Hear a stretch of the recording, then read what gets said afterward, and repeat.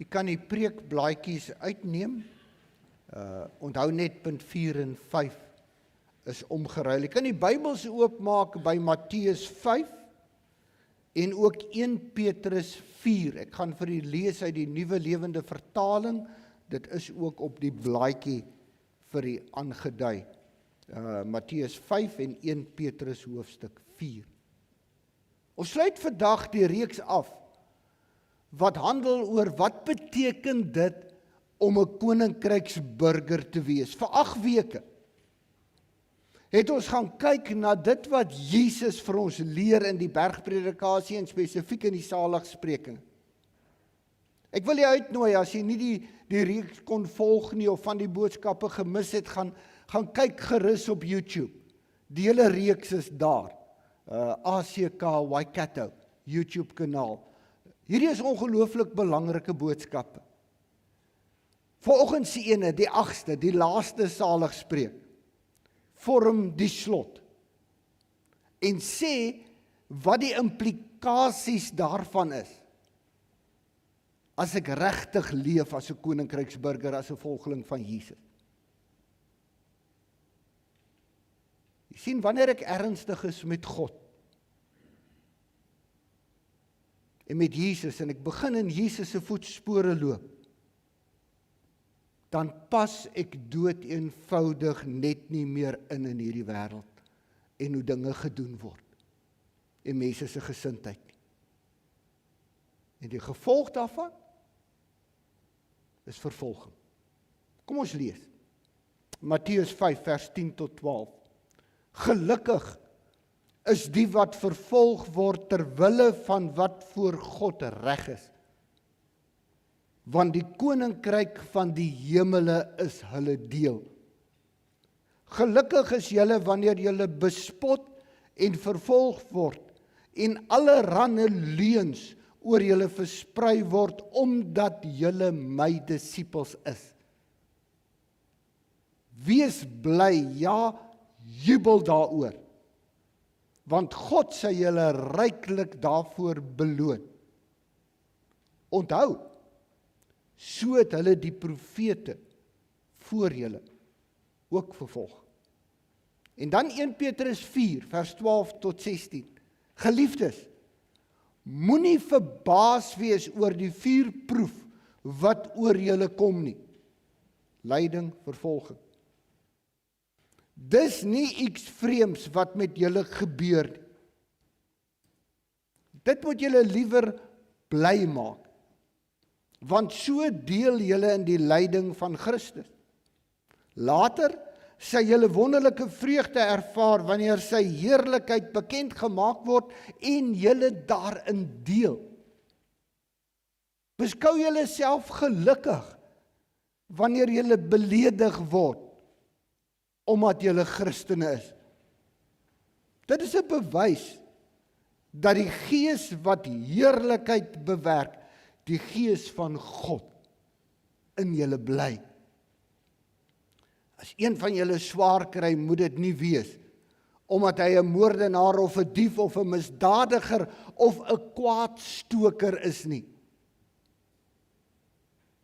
As jy egter swaar kry omdat jy 'n Christen is dit geen skande nie.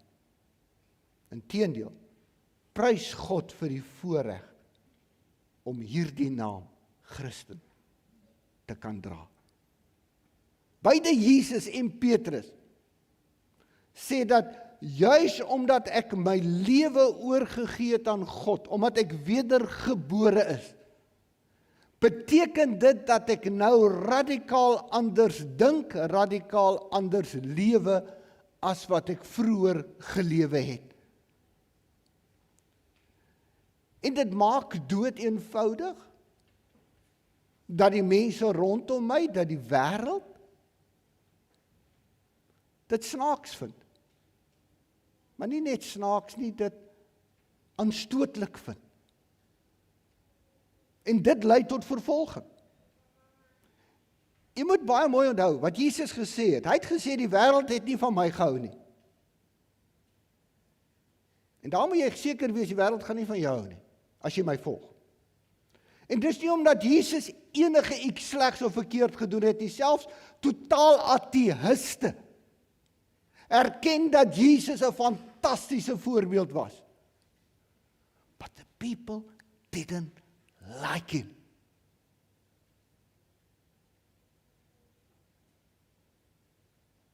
Ek gaan op 'n ander dag vir julle meer hieroor sê, maar jy moet net weet, dis 'n beginsel.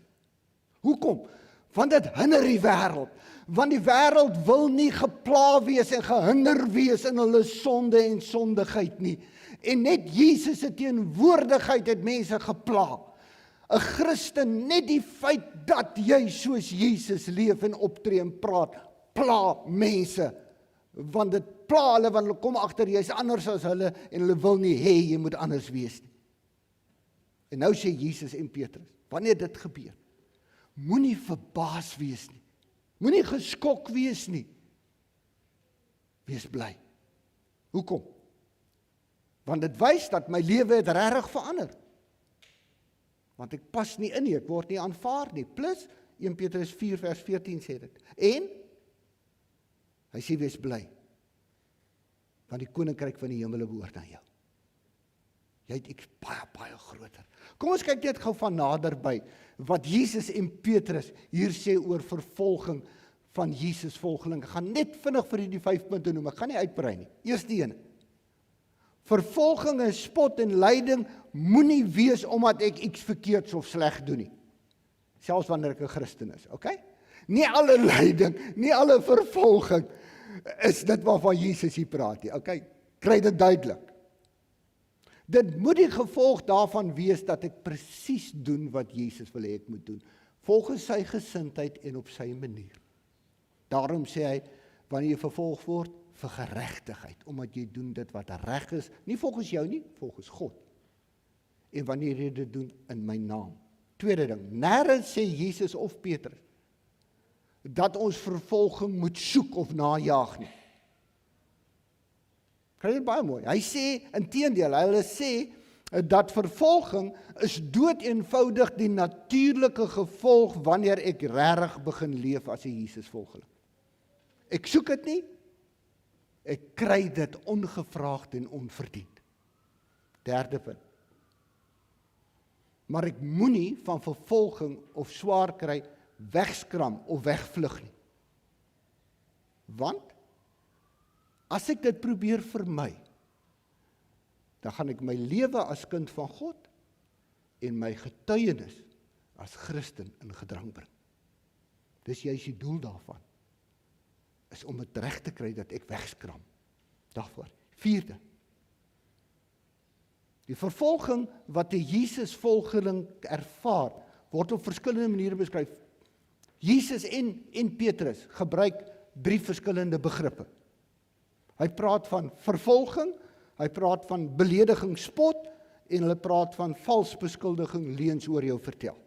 Soms is dit direkte fisiese vervolging, soos wat deur al die eeue deur Christene ervaar is en op die oomblik deur miljoene Christene reg oor die wêreld in onderdrukkende lande ervaar word, fisies in tronke opgesluit word, gemartel word, doodgemaak word, net omdat hulle in Jesus glo. Dis 'n werklikheid. Maar dikwels is hierdie vervolging baie meer subtiel. Die feit dat dit meer subtiel is, maak dit nie minder gevaarlik nie en maak nie dat dit my nie minder seer maak nie. En dan praat Jesus van beledigings en spot. En u weet, beledigings en spot kan baie diep sny. Selfs wanneer dit so subtiel is, dat jy nie eers regtig jou vinger daarop kan druk nie. Jy kan nie 'n klagte indien nie. Want dit is net 'n manier waarop dit gesê word, dit is net 'n stemtoon, dit is net 'n reaksie, dit is net, maar jy besef, ek is uit. Ek is nie aanvaar nie. Daar word op my neergesien. Die doel daarvan is om jou te straf, omdat jy Jesus volg, omdat jy anders is. En om te probeer dat jy ophou daarmee.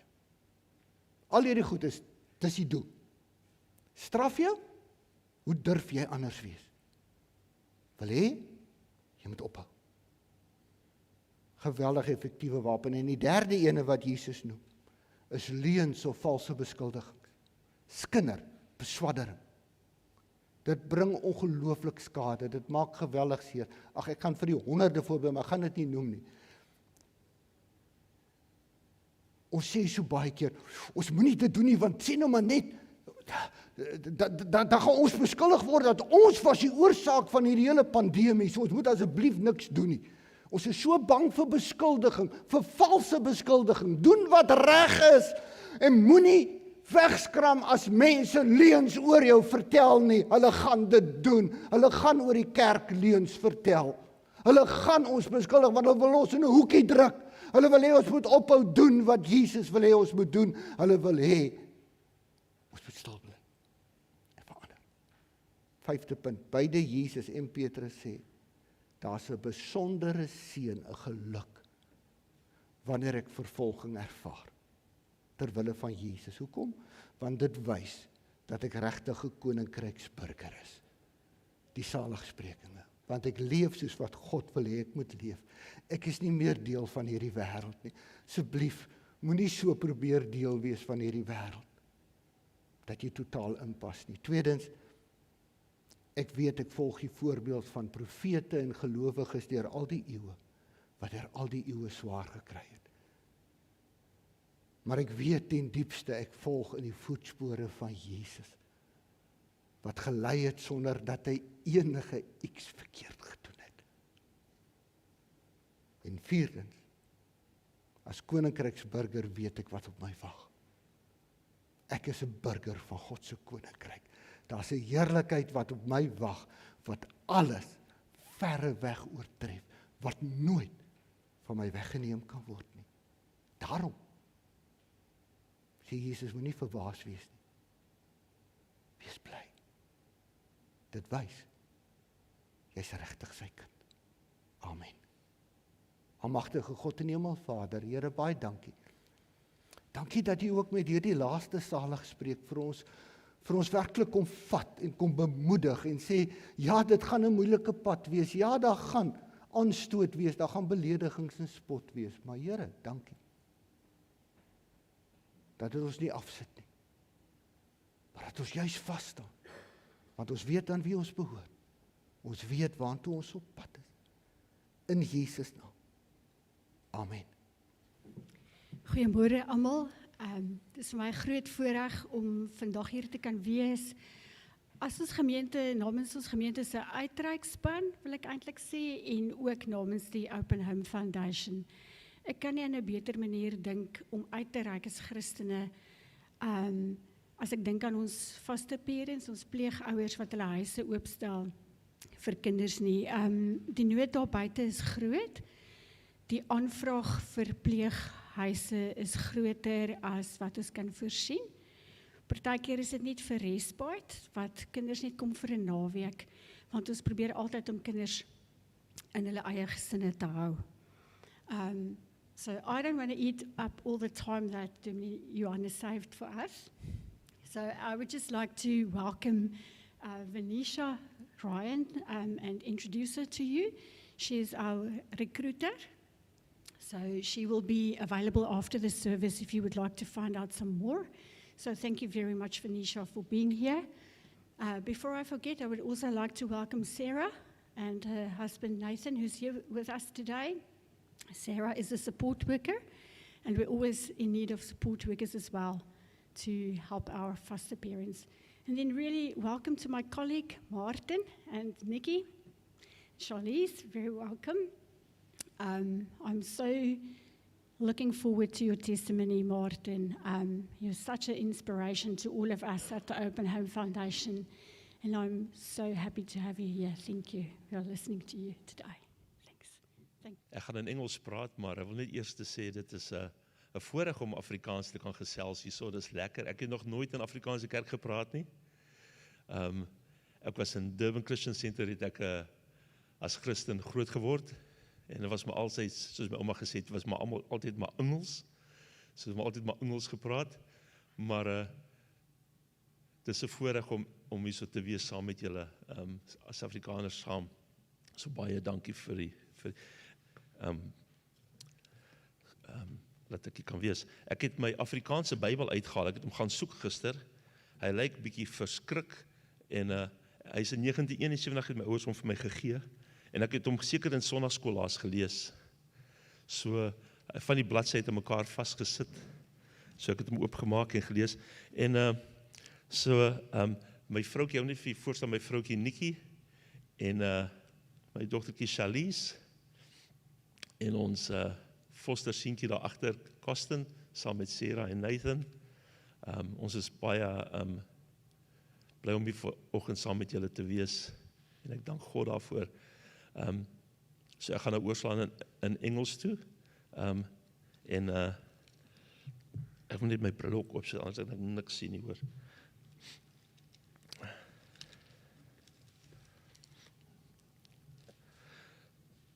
My testimony is a testimony of God's goodness and grace. I'm not here to tell you how bad I was. There's always somebody that was worse than you. That's not the point. The point is that once I was lost, but now I'm found. My story today is that no one is too far off to be saved. No one, as rugged as they can look. Even those who have, everybody's given up hope on, Jesus loves them all. And I'm going to sort of like start at the end of my story because it's important for us to know this. And I call my testimony this morning, my name is Barabbas. And our name, every one of us, our name is Barabbas. The first man that was set free by the blood of Jesus. My name is Barabbas, and we were in Kerikeri a few months ago, and the mongrel mob came driving through on their motorbikes. And although I've got a testimony and I love dealing with the gangs, I was annoyed because there was a lot of noise, a lot of blah blah, and people were scared, and I was getting annoyed with these guys driving through. I'm trying to cross the road, and motorbikes just keep on coming and coming, and I was getting irritated. And then the Lord spoke to me so clearly, and He said, but I love Barabbas. I love him. So we should never ever give up on anyone, no matter what they look like externally. For God so loved the world. That means from down in Africa, right through to Russia, He loves the world so much that He would die for them, every one of us. So that is my story in a nutshell. So this morning I just want to read Matthew 27 verse 16. And I'll skip a few verses, but from 27 till 16 till 21. And I'm going to read out of my Afrikaans Bible. And these words looked very, very big for me when I tried to read it last night and going through my Bible like, yo, how do I pronounce this? I said, Heerlikheid, this is not easy. So, but I will try my best. En in hierdie tyd, toe hulle 'n berugte gevangene gehad het met die naam van Barabbas, nadat hulle dan by ingekom het, sê Pilatus vir hulle, wie wil julle hê moet ek vir julle laat loslaat? Barabbas, wat Jesus genoem word, Christus, want hy het geweet dat hulle hom uit nydigheid oorgelewer het. En terwyl hy op die regbank sit, het sy vrou na hom gestuur en gesê, moet tog niks te doen hê met die regverdige man nie, want ek het vandag in 'n droom baie gelei om sy ontwil.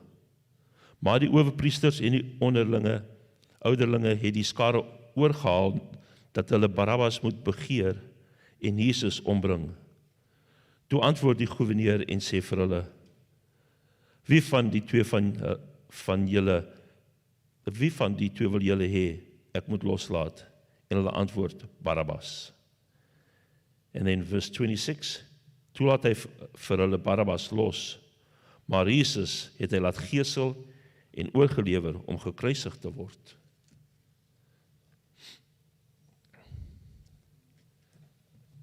And when I look at my life, then I think to myself, I deserve death. In any court of law, I would have been found guilty for everything that I've done. I cannot walk away and say, or justify it. But the love of Jesus is greater than all sin. I was born in South Africa, in Durban, and I grew up in a typical Afrikaner household. My dad was an awesome dad, but he ruled with a rod of iron. And he was scared of nothing and no one, and I loved it. He was my hero.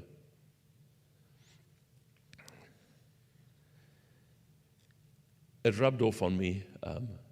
I remember my dad, we went to church as a family. I was forced to go to Sunday school every day of my life. I even got certificates for 100% attendance year after year. You would not stay at home for nothing. And yet my dad, when he went to church, he would stand with his arms crossed like this, and he won't sing. He will not speak to anybody. And I thought that was pretty cool. I also want to be like that. And when he walked out of church, first thing he did is outside the door, he'll take his cigarette, smoke it, chuck it on the floor. It was very taunting like that, and I loved it. And I wanted to be like him. But he was a good dad. He was very loving. He loved my mom to pieces. She was a queen in the house. He loved her. But everybody else, be careful. He did not care about anybody else. And so I grew up in an era where there was a lot of hatred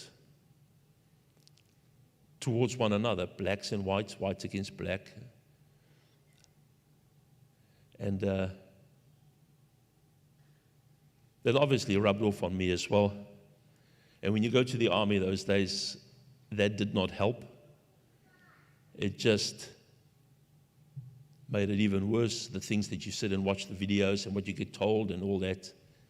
And I remember even then, it used to mess with my head when I hitchhiked back home on weekends, on my weekend pass. And I get black guys that pulled over and gave me a lift. That messed with my head. I could never understand. This guy's supposed to be, I'm supposed to hate him. And I'm thinking he's supposed to be hating me. And yet he gives me a lift. And I remember the one day, an old Peugeot Ute, rusted old Ute. The night the African guy pulled over and gave me a lift. I'm sitting in the front, and as I'm dozing off, my head's on his shoulders. And he's falling asleep. And then eventually we pulled up and both sat sleeping on his other shoulders like that. But we're supposed to hate each other because hate is a man-made thing. And I'm not saying that we walk around with no hurt. I'm not saying any of that. I've done some bad things in my life, and they can justify hating me, and I can justify hating them. But God so loved the world, and then He gives us this choice. Barabbas, there you go. Here I am. I'll die for you. You're now set free. So, after my army days, I started bouncing at clubs in Durban, and I worked at the Castle Inn and at the London Town Pub and Father's Moustache, if you could remember those places, if you're from Durban. I bounced there, and the owners of the Castle Inn were Germans, and they introduced me to the AWB. And I met all my AWB, which is the Afrikaner Weerstandsbeweging, the Afrikaner Resistance Movement. And I channeled all my hatred into that. I got very involved with that. I was on stage in Durban when Eugene Blanche came to Durban. I was on stage with him and got very involved with that. I had my firearm, the butt on my firearm, I had my AWB badge embedded into the butt in the firearm. Very involved in that. My uniform, I had all the stuff. We went for weekend camps where there's military-style camps, and we got trained, and we were pretty good at what we could do. And I remember one day I was sitting at work, and my colleagues, because I was a very quiet guy, I never spoke. Now, for me to stand here, you must understand, for me to talk is it's a big deal. Because when God saved me, He changed something in my life. I would never speak. I was quiet. I was not a big talker. I could never speak in public anyway. And I remember watching rugby with friends once, and I was with a girl, and we were just met, and we were all sitting watching rugby in a flat in Durban, and eating biltong and watching this game, Sharks playing, and then they said to her, "Does he speak?" And I'm sitting right next to her. They said, "Does he speak?" And I said, "If I speak, I'll speak with my fist, eh?" That was my reply. My wife called me bounce on the streets, always in fights, always looking for trouble. So for me to stand here, it is a big deal. And I said to the Lord now, I said, "You must know I'm doing this for you. I can't do these things. I can't speak. But every word that comes out is for you, to say thank you for what you've done for me." I was, I'll just give you a little bit of my background. I had a very short temper from young, very short, and it really got fueled as I started getting older, and I realized I was good in fighting, and I could bit of a punch, and so you start getting arrogant, and as you know, in South Africa, our homes are built out of brick. So I remember standing in my passage was my punch bag, in a sense. I would stand in front of in the passage and hit the wall with my fist, and the wall would vibrate, and it would give me such a thrill because the strength and the power, and my knuckles were always stuffed from hitting this wall. And then one day, I'm leaving. For time, I'm skipping. Okay, so I'm not filling in all the blanks. There'll be some blanks. But one day I was driving out our driveway. We had little kids. My two little kids were in the back seats, in the car seats, and my wife said something, and I could go from 0 to 100 in a second. And as I turned out the driveway, going down the hill, she said something, and I got angry, and I punched the windscreen. But as I punched it, the whole windscreen just sagged down, and my kids and all of us were full of glass. And the first thing I did is I said to her, "Now look what you made me do." Because it was never my fault. All my actions were always justified on what somebody else did. All my anger, all my hatred towards the Africans and the blacks as well was always justified. They did this. It's not me. But we all know that doesn't run well with God, because every knee shall bow. We are all going to give account to our lives, every one of us. So I was told to go and see a hypnotist. So I went and saw a hypnotist for my temper. And I phoned Mr. Lawrence. He was on the bluff. I phoned him a few times, and I saw him probably 15 times. And the one Sunday, I phoned him, and I said, "Mr. Lawrence, you need to hypnotize me." And he said, "I don't work on Sundays." And I said, "Well, I can't wait another day. I'm going to kill somebody. Please help me." And after a long negotiation, he said, "Okay, come to my house." And I drove all the way to his house. And when I drove away there, everything was everything. It was great. For a day or so. And then the old horns would just pop up again, and Maarten was running with the devil. That was my anthem song, "Running with the Devil" from Van Halen. That was my song. I would run with the devil.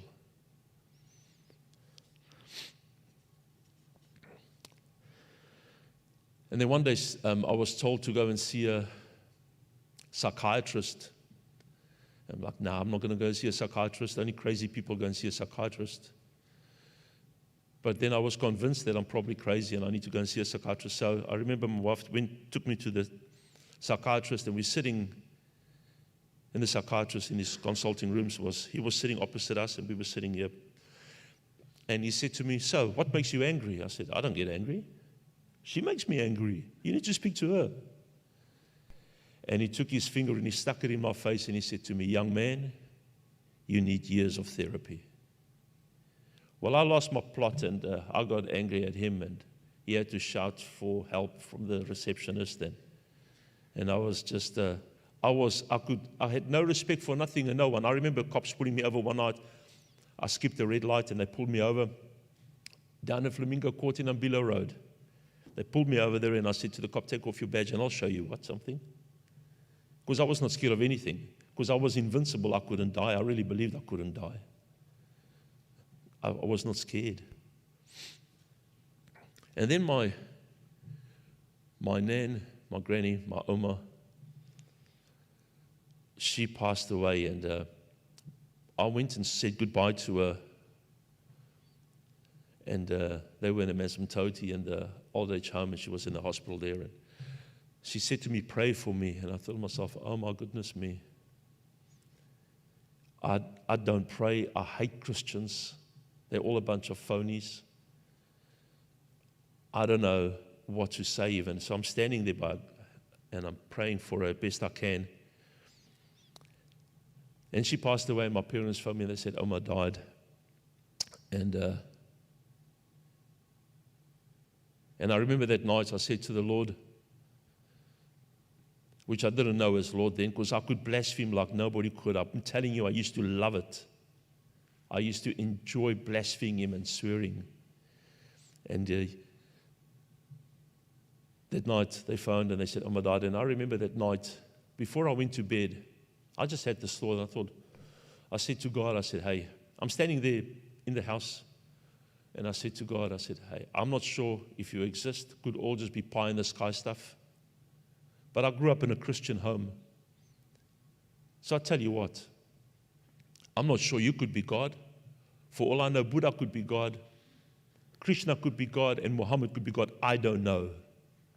But I'll give you one shot at this thing. I'll tell you what, change me tonight. Change me tonight. I'm not going to some fancy church and altar calls and all that nonsense. Change me tonight. But if you don't change me tonight, and you are real, don't you dare send me to hell one day. Because you say you're so wonderful and so nice. Well, they were busy grossly unfair. So now it's all for you to change me, because I can't change.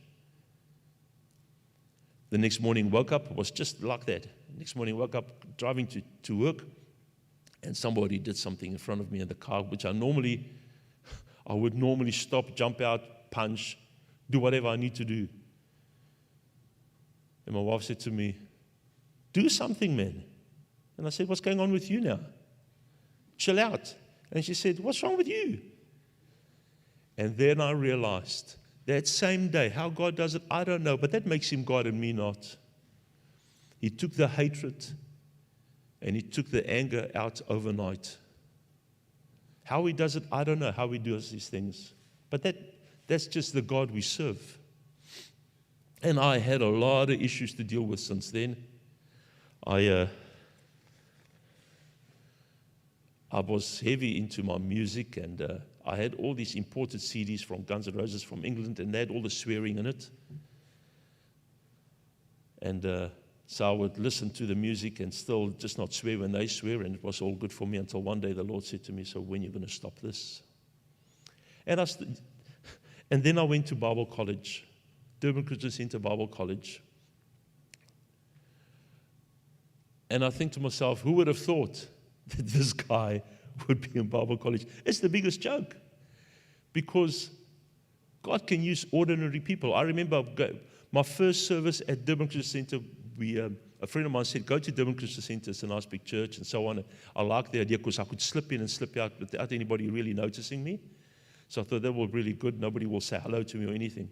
So I went to that church, and they asked me Pastor Paul Dinakaran from India was coming to open the dome. They just built the dome. And I was standing outside. I helped them with security. And I was saying to God, I was just talking to God just like an ordinary guy. I said to God, check it out. You must like the nice chapel lights. I think it looks cool. You must like it. It looks nice. All the people here loving you. That's really awesome. And after the service, a friend of mine came and he said to me, there was a prophecy God said He's going to use you. And I said, what's a prophecy? And he said, God spoke He's going to use you. I said, how did that happen? Because I didn't hear nothing. And he said, you must get the tape. And God said He's going to let His light shine through you. And that night, for the first time in my life, I really cried. Because my dad would give us hidings. I'm like, you can hit me, you can kill me. I won't cry for you. My brother was the clever one. He would cry straight away and get virtually no hiding. And my dad would try and get the tears out of me, and it will just hurt more, but I wouldn't cry. And that night, I'm driving home, and I cannot even see where I'm going. I'm crying. I say, Lord, how can you use a guy like me? I can't even speak. I'm just nothing. Surely you can't do this. And then I've got the tape. I've got it on tape on CD at home, where the Lord says, through Pastor Paul Denarker, and he said, at the end of the service, he says, Maarten, Mr. Maarten, who is this Maarten? He says, wherever you are, because I'm standing outside in the car park, he said, God is going to use you to conform the wise and the intellectuals. And you're going to say, Lord, how can you use me? I'm an ordinary man. And he said, yes, Mr. Maarten, I'm going to let my light shine through you. I was amazed when I heard that. I treasure that. And even now, I remind the Lord of regularly, and I speak to Satan, and I said, you're in for trouble, man, because God's going to use me. Because once we were big friends, running with the devil, but now he's turned to be my enemy. And the nice thing is he's got nothing on me. Like Jesus said, Satan's got nothing on me. So we immigrated to New Zealand. I worked at the Noport Christian Care Center. You probably know the drug rehab in South Africa. Worked there for a year. And moved to New Zealand. But in South Africa, I'm just going to backtrack quickly. In South Africa, my brother, this was a turning point. This is something really big. My brother worked for Enforced Security. Walked into a gun shop in Hillcrest. They were busy robbing it. And they just shot the manager and the owner. They killed them both. And my brother walked in. And as he stood outside, he walked in through the door. They put the gun on underneath his ear, and they pulled the trigger.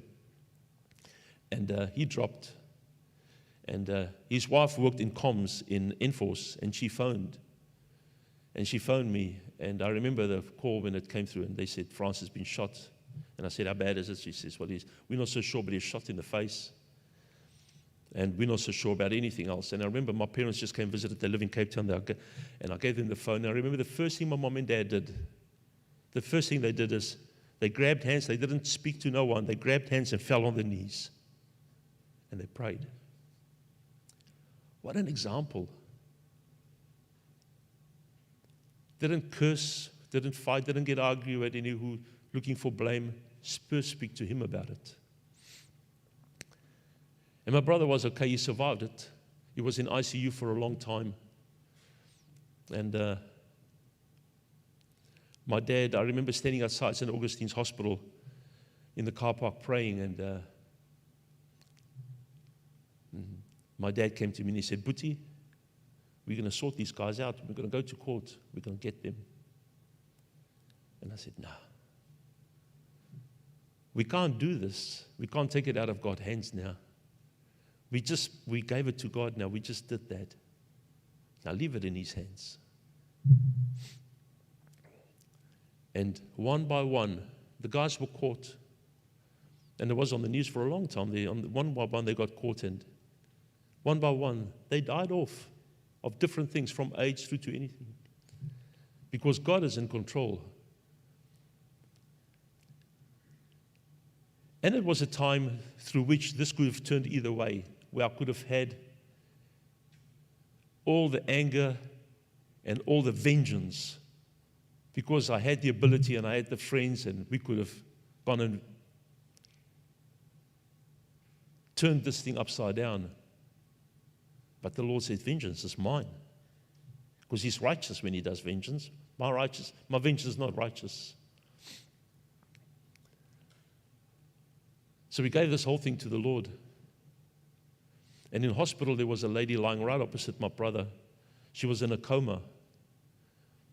And she looked in a terrible state. They had all these machines. Her face was swollen so big. They had all these machines on her. And just before that, I started working with Pastor Benny Hinn. He came down to Durban, and I started bodyguarding him. And we went through from Kenya right through to Brussels, Moscow, traveled with him. And so I went, and this lady's husband and son came and visited her in hospital. And I always carried tracts with me. So I went and I saw them outside and said, here's a track. God can heal her. I'm not the healer. I can pray with you. And my number was on the back of the track. And I remember my family, when he phoned and he said to me, Dr. Fuller said that they're going to turn the machines off. I need to make funeral arrangements.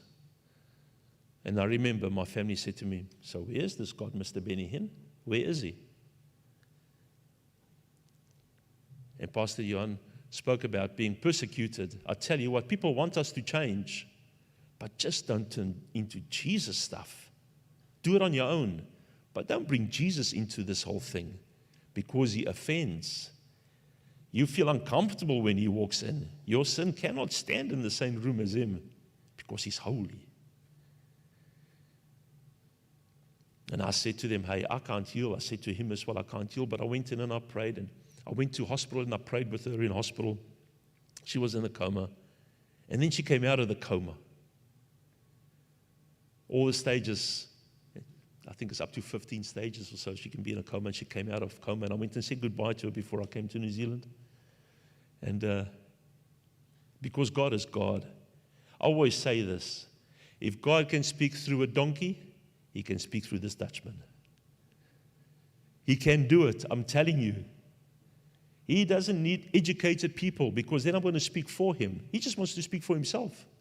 He just wants a mouthpiece. If there's no mouthpiece, he'll speak through a burning bush. He just wants to speak for himself. Catherine Kuhlman always said it so beautiful. He's not looking for golden vessels or silver vessels. He's looking for available vessels. That's all he's looking for. He'll do the rest. All we need to say, here I am. Die to self. All the hurt and the anger and everything, die to self. Give it to the Lord. Don't carry it. Because when we carry these things, Satan, we become his puppet. And we just do what he wants us to do.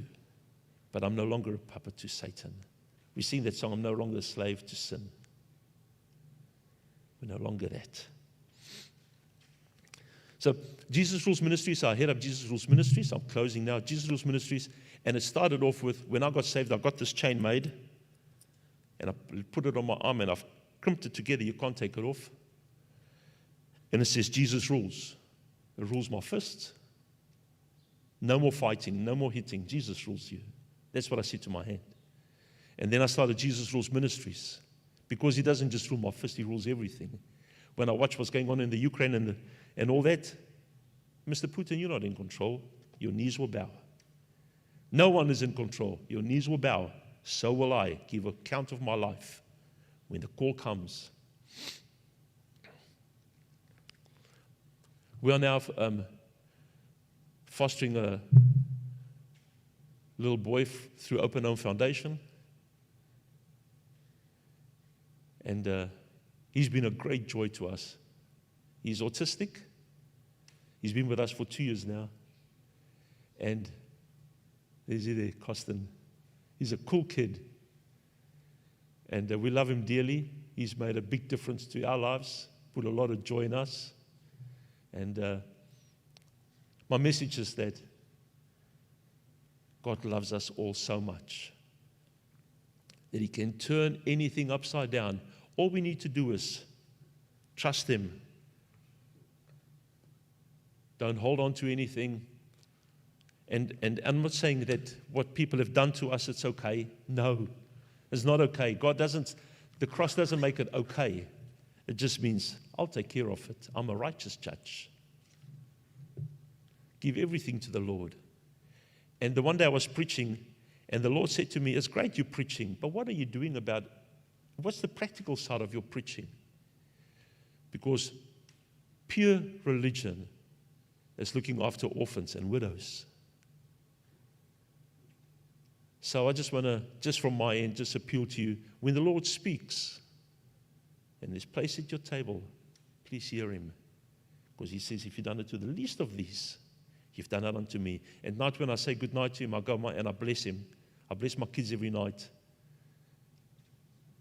And it's such a privilege to know that I can do this, because it's like blessing the Lord. Say, Lord, I'm doing it for you. So I thank you for listening to me this morning. God bless you. and keep you. And it was awesome to be in Afrikaans church. It was really nice. Thank you. Thank you, Dominee.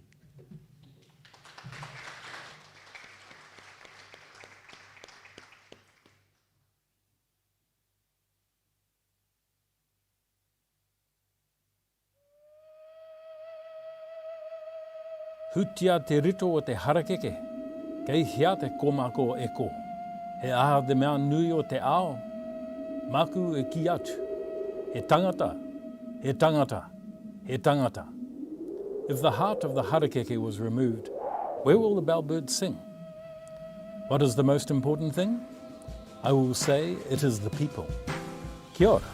Welcome to our world of making a difference in the lives of children, young people, and their whānau in Aotearoa, New Zealand. Many hundreds of children, tamariki, and young people live in fear and pain. By partnering with Open Home Foundation, your stable, loving home can change the life of a child. Te Whare Kaupapa Awhina Open Home Foundation is a Christian community response whose vision is for every child to receive a depth of care that will bless them for the rest of their lives. One of the ways we outwork this vision is through our amazing foster parents who open their hearts to provide a safe and caring home to a child in need, whether it's for a weekend, a short term, or perhaps even for the rest of their lives. My wife was the one who really wanted to have a foster child, and I didn't know if I'd have the energy to be able to look after her and get up in the night and do all those things that you need to do. It went really well. It was just a lovely experience. I'm really passionate about it because I know that loving, caring homes can make a difference, keeping children safe. I think seeing her look up at me and smile, and knowing that baby had actually come from a pretty tough background, and here I could give to this baby, and actually I was getting back a lot as well. Our heart just went out to those young ones, and we were leading the youth ministry at the time, so we just thought, let's do this, let's connect our ministry with our community. We had a spare room in our house and lots of love and time and energy to give and invest into their lives, and so really I guess the question for us was more, why not become foster parents? Why not get involved in the work that Open Home Foundation do? Our social work team is there to support you, your family, and the foster child every step of the way. Our staff throughout Aotearoa, New Zealand start their day praying for you. Likewise, we value your church family and their support of your journey in fostering. Our foster parents receive 12 hours of initial training, 24-hour phone support, foster parent social work support, reimbursement of expenses, and ongoing training. You can find out more about Open Home Foundation by going to our website, ohf.org.nz.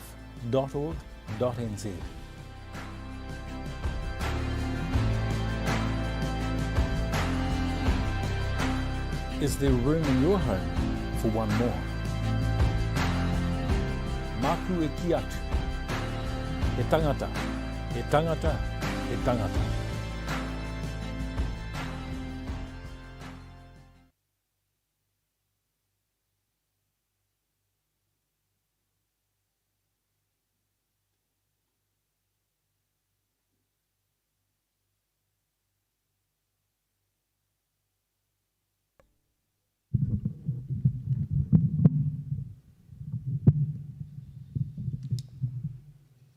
Hi, as Karen introduced me before, I'm Venetia Ryan and I'm the foster parent recruiter of Open Home Foundation, and it's very lovely to be here and thank you for having us.